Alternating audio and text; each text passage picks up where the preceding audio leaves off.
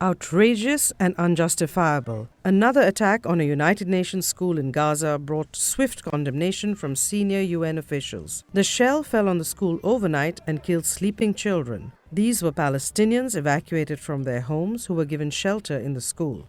For me, this is a moment where you really have to say enough is enough, and where you have to search for the right words to convince those who have the power to stop this. An initial investigation points to the Israeli Defense Forces. The UN says it told Israel repeatedly that the school was being used as a shelter. The people who were in this school were there because they had received instructions from the Israeli Defense Forces to leave the areas that they lived in, and therefore they were sheltered in that premise, hoping and expecting there to be safe and protected. And the fact that they weren't is unacceptable. Calls for a humanitarian ceasefire have been reiterated.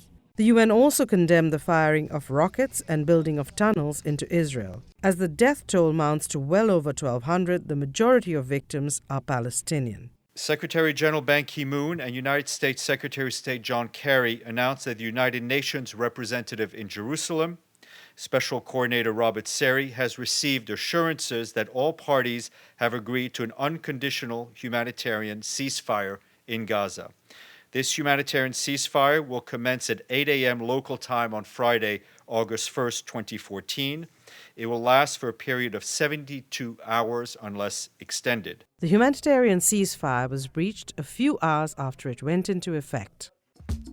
In Iraq, as fighting continues with the group known as Islamic State, so does the influx of people fleeing the conflict. UN agencies are working to reach some 300,000 Iraqis, by official count, who are seeking shelter in the Kurdistan region. The Security Council is calling radical militants a major threat to Iraq's future. The Council is worried that illicit sales of oil in the region are fueling the fighting. During one of the meetings this week, the Council unanimously condemned any indirect or direct trade in oil from Syria and Iraq involving terrorist groups.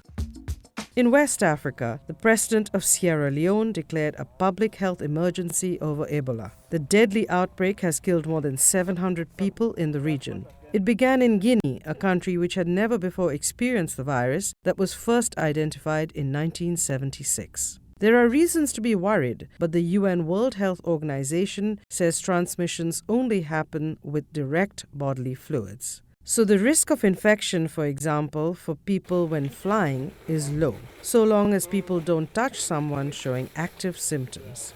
Margaret Chan, the head of WHO, is traveling to the affected area to step up the international response.